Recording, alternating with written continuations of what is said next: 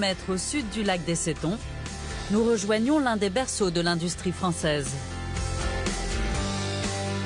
Derrière cette colline s'étend le Creusot. Ici, les usines constituent le cœur même de la ville. Elles ont été créées par une famille qui a bouleversé le destin de cette cité, les Schneider. Ils ont fait d'un petit bourg l'un des plus grands sites métallurgiques du XIXe siècle.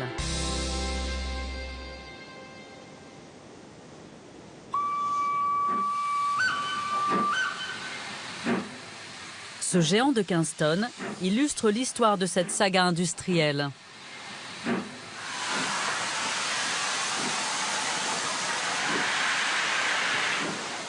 À l'époque, la locomotive, c'est le nec plus ultra de la technologie. Hein, on fait pas mieux. Pour prendre un parallèle un peu osé, il faut s'imaginer que vous achetez une usine aujourd'hui et vous décidez de construire, allez, un Airbus A380 au bout d'un an. Et c'est ce qu'ont fait les Schneider. Ils tentent le pari et ça va réussir.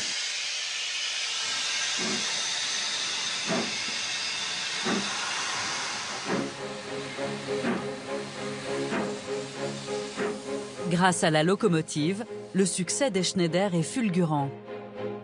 Dans les usines, les ouvriers fabriquent alors d'immenses machines, avec des outils toujours plus révolutionnaires, comme ce marteau-pilon, capable de forger de gigantesques pièces en fer.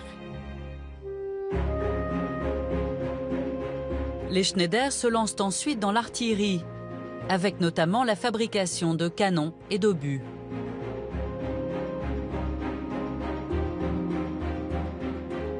Ils fondent un véritable empire. À côté de leurs usines, ils rachètent l'ancienne cristallerie de la reine Marie-Antoinette.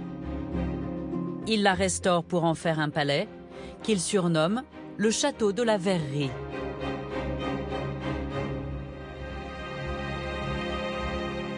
L'objectif, c'est de pouvoir y accueillir des chefs d'État, des délégations étrangères qui vont venir visiter les usines. À l'époque, les usines produisent des productions qui sont vendues dans le monde entier. Elles symbolisent la puissance industrielle de la France, ainsi que sa puissance militaire, parce qu'on a aussi des productions d'armes. Donc du coup, pour accueillir des chefs d'État étrangers, ils vont transformer la cristallerie de la Reine en ce palais.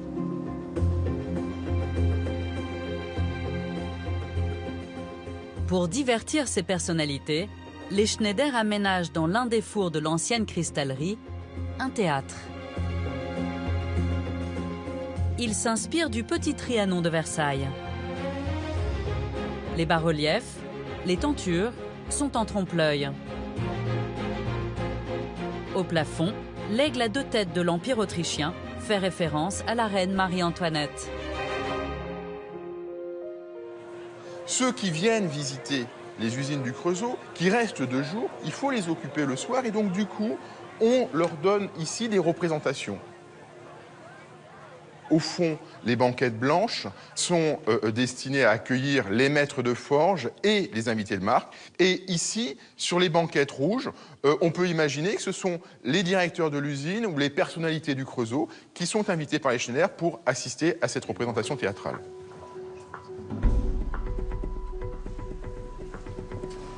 Sous le théâtre et le palais passe un étonnant réseau de galeries.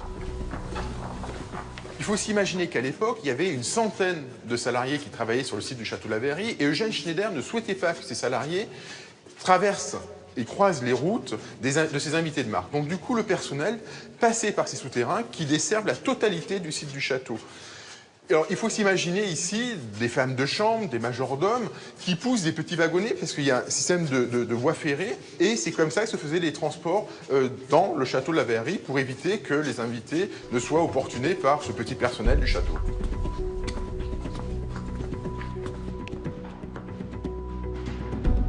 Ce palais est aujourd'hui un musée.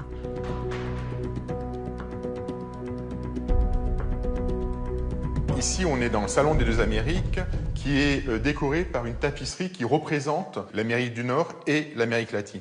Et derrière nous, on a une représentation du port de Boston au XIXe siècle.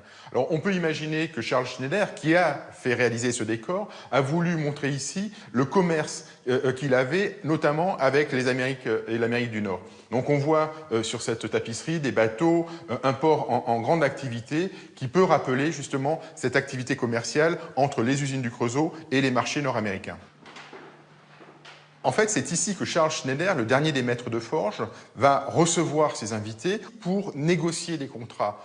Donc, il veut vraiment les impressionner. Au même titre que les invités ont été impressionnés par l'usine, ils sont ici impressionnés par ce décorum extraordinaire.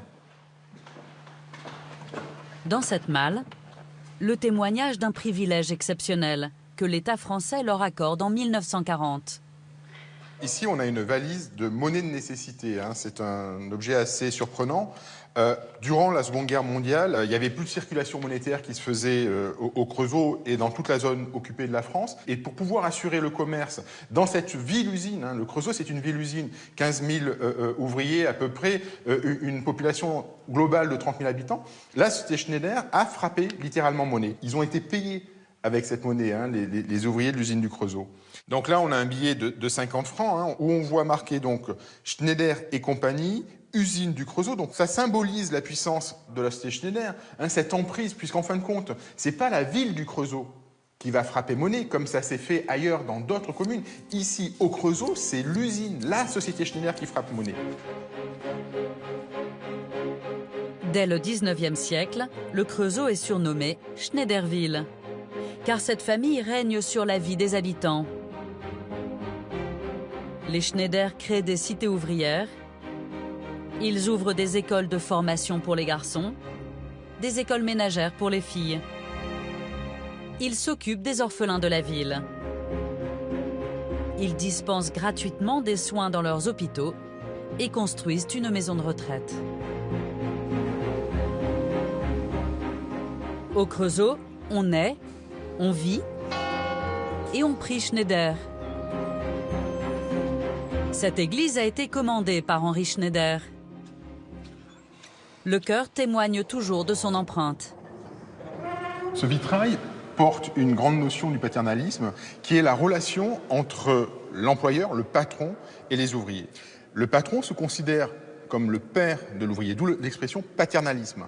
Et dans ce vitrail, Henri Schneider s'est fait représenter en Saint-Éloi. En face, sa femme, Eudoxie Schneider, est aussi représentée en Sainte-Barbe. Derrière le couple des maîtres de forge, on a les saints de l'Église catholique. Au-dessus, on retrouve sur un deuxième tableau les pères de l'Église. Au-dessus, on a Jésus. Et au-dessus de Jésus, on a Dieu. Henri Schneider se considère comme patron de droit divin. En plus de son père, dans les années 1880, il va chercher à exercer un contrôle sur la population ouvrière. Et l'ouvrier, si jamais il n'est pas satisfait, il doit quitter le Creusot. Il est obligé de quitter la ville parce qu'on est dans une ville-usine. Il n'a pas le choix, il ne peut pas aller chez un autre patron. Il n'y a pas d'autre patron.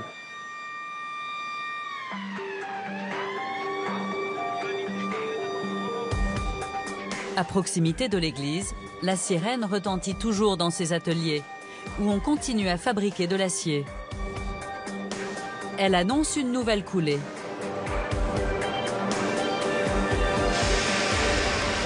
Ces usines n'appartiennent plus à la famille Schneider, mais au groupe ArcelorMittal. Des alliages très spéciaux sortent de ces fours. Ils servent à fabriquer des blindages d'hélicoptères ou encore des cuves et des couvercles pour les réacteurs nucléaires.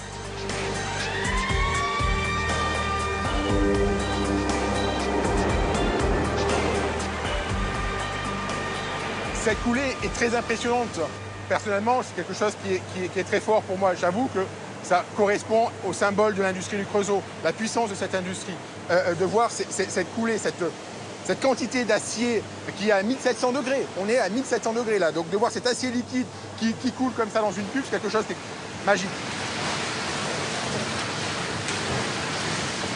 Aujourd'hui, le Creusot reste une industrie, une ville industrielle très puissante. Et donc du coup, on a cette continuité. C'est sans doute ce qui fait la spécificité du Creusot. Elle a été, elle l'est toujours.